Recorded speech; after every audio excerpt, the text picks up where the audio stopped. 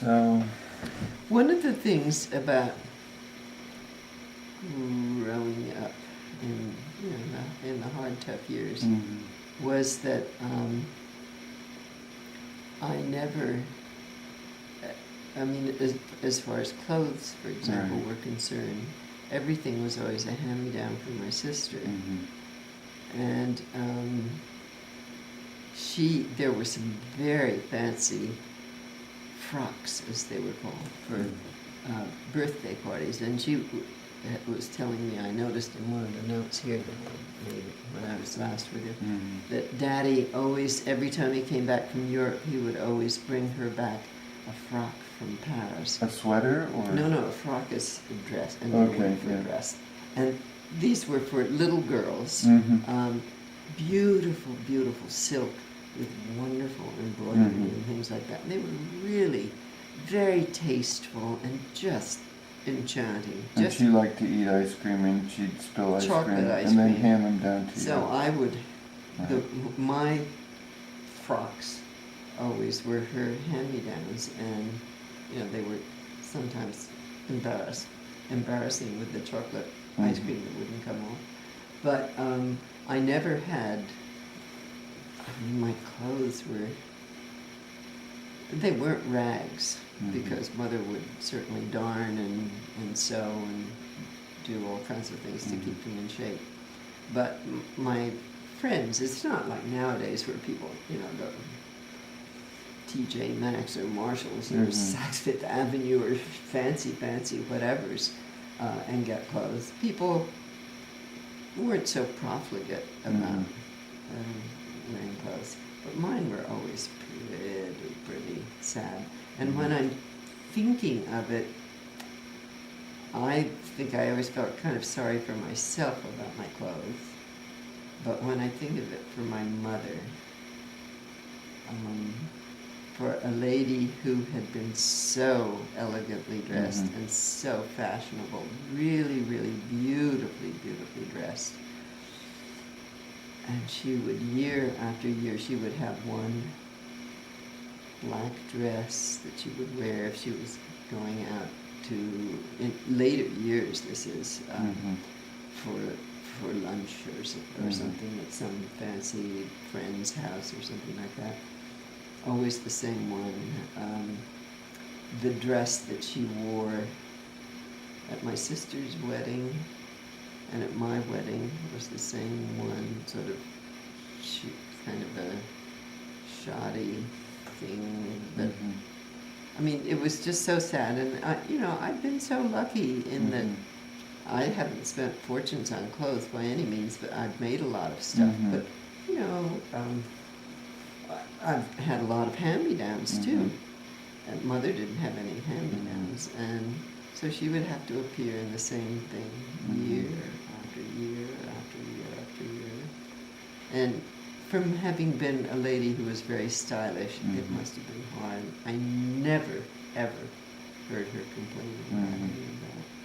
But I can remember almost all the clothes that she had. There were so few of them, which is pretty amazing. And she always, of course, wore dresses and stockings and pumps, because that's the way ladies dressed. I never saw her in a pair of pants or anything like that. Did she give you, like when you were going out to be with friends and going places, did she give you an allowance or give you a little money or nothing? No. No pocket change? I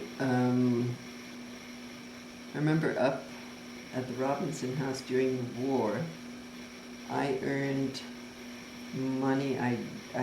There was a big mint bed, mint. Yeah. And I would pick that and take it and sell it to a store in Greenwich. I can't remember what store it was, but I would earn a little pocket change that way. And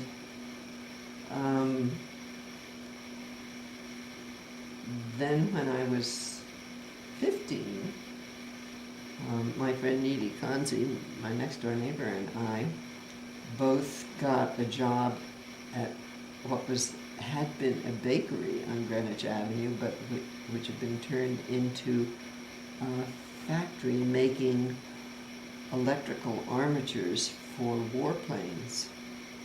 Her brothers and my brother were all off in the war at that point. And God help any plane that any of the armatures that we wound. What is an armature? Well, it's a sort of a metal thing, and at the end there was another kind of a metal thing with 50 slots in it, and you had to line up two different kinds of wires, I guess a positive and a negative, I don't know what it was, and put them in the slot and then put a tape over it. So you had 100 wires to put in 50 slots and go around. And then you test them. And because I was going to the Greenwich Academy, which was a girls' day school, and she was going to Rosemary Hall, which was a boarding school, she knew much more about the facts of life than I did. And at the boarding school, there was sometimes pretty racy information available, and she would tell me these things, and I would let my testers, my electrical testers, slip, and then I'd hear a scream, and the whole production line would stop and be looking around who screamed, and then it turned out, anyway.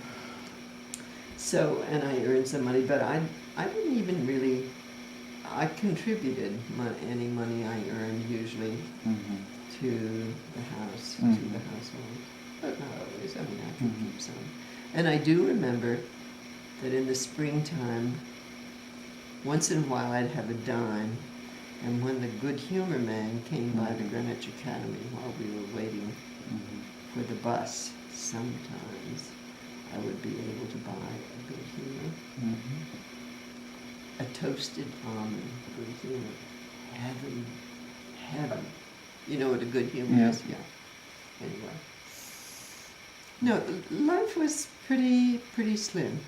And the amazing thing, truly, truly amazing, and then of course once I went to the academy, then I had a whole nother bunch of friends.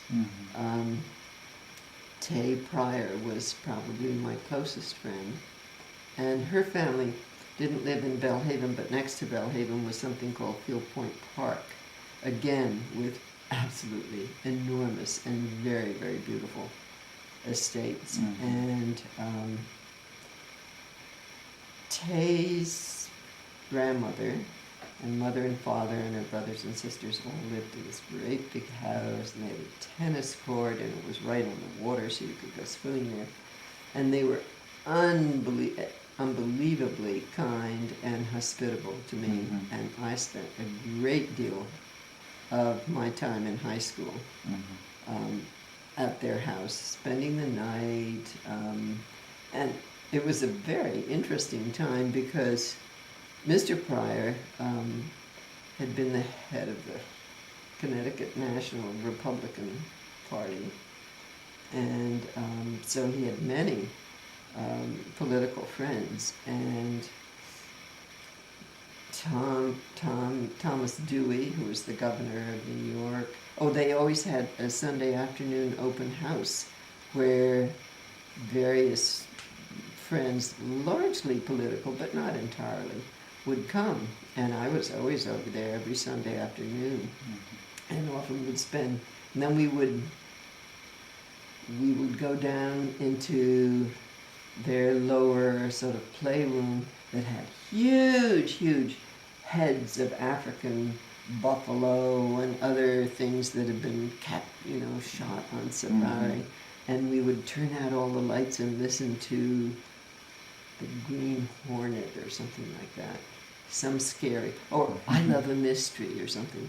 And that was always a lot of fun. That would be on Sunday nights after the Pryor's big open house.